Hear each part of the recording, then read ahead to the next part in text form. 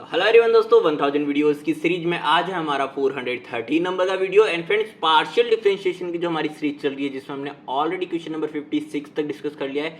आज हमारा इस पर्टिकुलर सीरीज का क्वेश्चन नंबर 57 होने वाला है। सो फर्स्ट ऑफ ऑल इस पर्टिकुलर सीरीज को एक्सेस करने के लिए आप लोग इस टाइम टैब से क्लिक करके इसकी प्लेलिस्ट को एक्सेस कर सकते हो। ओके, सो देखिएगा आज का जो हमारा क्वेश्चन है इसी सीरीज से इसी टाइप का एक क्वेश्चन और लेके आया हूं जिसके बारे में हम पहले कर चुके हैं डिस्कस, बट एक और प्रैक्टिस के लिए मैंने आपके लिए ये क्वेश्चन लिया है। ठीक है, सो देखिएगा क्वेश्चन क्या बोलता है। If u is equal to sine inverse x to the power 1/4 plus में y to the power 1/4 upon में x की पावर 1/6 प्लस में y की पावर 1/6, देन हमें प्रूव करना है ये स्टेटमेंट, ये एक्सप्रेशन। ठीक है, अब ये बड़ा कॉम्प्लेक्स लगेगा आपको फर्स्ट टाइम देखने के बाद, तो अगर आपको आइलर्स थ्योरम का नहीं पता तब, क्योंकि तब आपको क्या लगेगा कि यहाँ पे मुझे इंडिविजुअली u का with respect to x with respect to y and then x and y respectively differentiate करके इन सभी से मल्टीप्लाई करके देन मुझे ये वाला रिजल्टेंट फाइंड आउट करना है। नहीं, ऐसा बिल्कुल नहीं है। इसके लिए डायरेक्ट आइलर्स थ्योरम अप्लाई कर सकते हैं। आइलर्स थ्योरम का एक जो डिडक्शन यूज में आता है वो हम डायरेक्ट यूज में लेंगे, जो कि कंप्लीटली हमें इसकी वैल्यू फाइंड आउट करके दे देगा 3 स्टेप में ओनली। फर्स्ट स्टेप हमें क्या करना रहता है यहाँ पे कि हमारा जो आइलर्स थ्योरम है ये बेस्ड होता है होमोजीनियस फंक्शन पे। तो हमें जो फंक्शन गिवन है इसकी होमोजिनिटी चेक करनी पड़ेगी कि ये अगर होमोजीनियस है तो ये किस डिग्री की होमोजिनिटी रखता है। ठीक है, तो वहां से n की वैल्यू में फाइंड आउट करनी रहती है। सो फर्स्ट ऑफ ऑल तो जैसा कि मैंने कहा Euler's theorem for homogeneous function, तो हमें होमोजिनिटी चेक करनी है।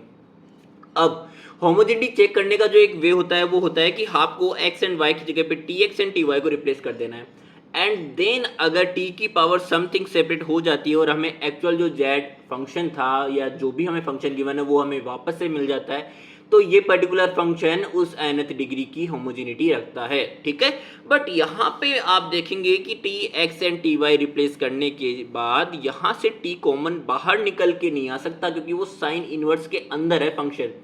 ठीक है, जिसके बिहाफ पे मैं ये कह सकता हूँ कि जो हमारा एक्चुअल फंक्शन है u वो होमोजीनियस फंक्शन नहीं है। इसका मतलब यहाँ पे हमें होमोजीनियस फंक्शन बनाना पड़ेगा। इसको यहाँ से इसको होमोजीनियस फंक्शन बनाने के लिए हम एक नया फंक्शन लेट कर सकते हैं। Let z is equals to, यहाँ पे मैंने साइन इनवर्स को इस साइड भेजा, या तो आप इस साइड इस तरह से देख लो या फिर आप इस तरह से देख लो कि हमने बोथ साइड्स साइन लिया इन दोनों का, तो यहाँ पे साइन u हो जाएगा, यहाँ पे sine and sine inverse neutral हो जाएगा। इट मीन्स मेरे पास में ये एक एल्जेब्रिक फंक्शन, एल्जेब्रिक जो है एक्सप्रेशन मिल जाएगा मुझे। अब यहाँ से जब हम कहेंगे तो ये साइन यू और ये वाला हमारा एक्सप्रेशन, यहाँ से मैं एल्जेब्रिक फंक्शन में से tx एंड ty रिप्लेस करके इसको होमोजीनियस फंक्शन करार कर सकता हूँ। ठीक है, तो हमें जो हमारा होमोजीनियस फंक्शन होगा उसी होमोजीनियस फंक्शन पे अप्लाई करनी होगी आइलर्स थ्योरम। ये हमारा मेन रूल है। ठीक है, इसलिए मैंने यहाँ पे ये हेडिंग लिखी है फॉर होमोजीनियस फंक्शंस ओनली।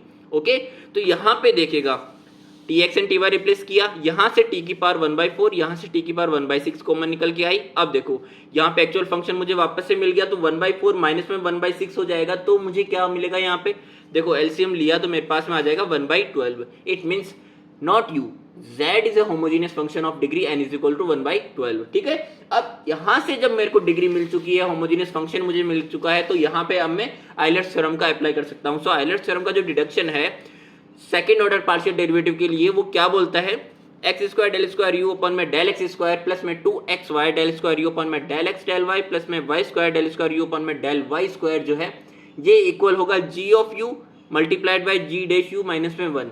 अब ये g ऑफ u क्या है और ये जो हमारे पास में सेकेंड ऑर्डर आई है इसकी एलिजिबिलिटी क्राइटेरिया क्या है, क्योंकि मैंने कहा था कि हम जहां पे भी अप्लाई करेंगे वो ओनली ऑन होमोजीनियस फंक्शन से अप्लाई करेंगे। तो आपका क्वेश्चन हो सकता है कि फिर यहाँ पे आपने u पे क्यों किया है अप्लाई, क्योंकि u तो हमारा होमोजीनियस फंक्शन है ही नहीं, z है होमोजीनियस फंक्शन।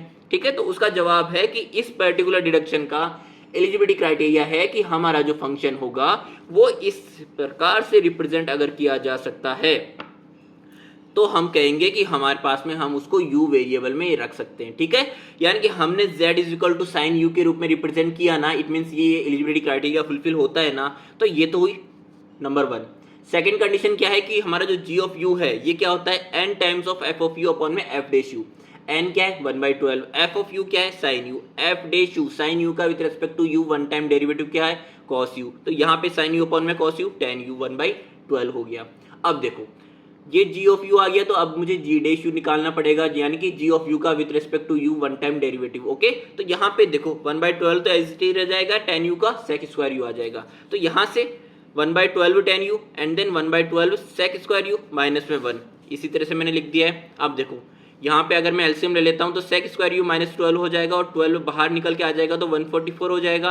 अब यहाँ पे sec स्क्वायर u और tan स्क्वायर u में हमारे पास में जो रिलेशनशिप है वो क्या बोलती है, sec square u is equal to 1 plus tan square u। It means sec square u की जगह पे हम 1 प्लस tan स्क्वायर u रखेंगे तो tan स्क्वायर u माइनस में 11 आ जाएगा, multiplied by tan u upon में 144, जो कि सेम हमें प्रूफ करना था इस पर्टिकुलर एक्सप्रेशन के लिए, और ये प्रूफ हो भी गया है। ओके, सो दोस्तों ये था हमारा आज का वीडियो। मिलते हैं हमारे नेक्स्ट वीडियो में, तब तक के लिए अपना ध्यान रखिएगा, और अगर आपको वीडियो समझ में आया हो तो जरूर से चैनल को सब्सक्राइब करें एंड वीडियो को लाइक करें।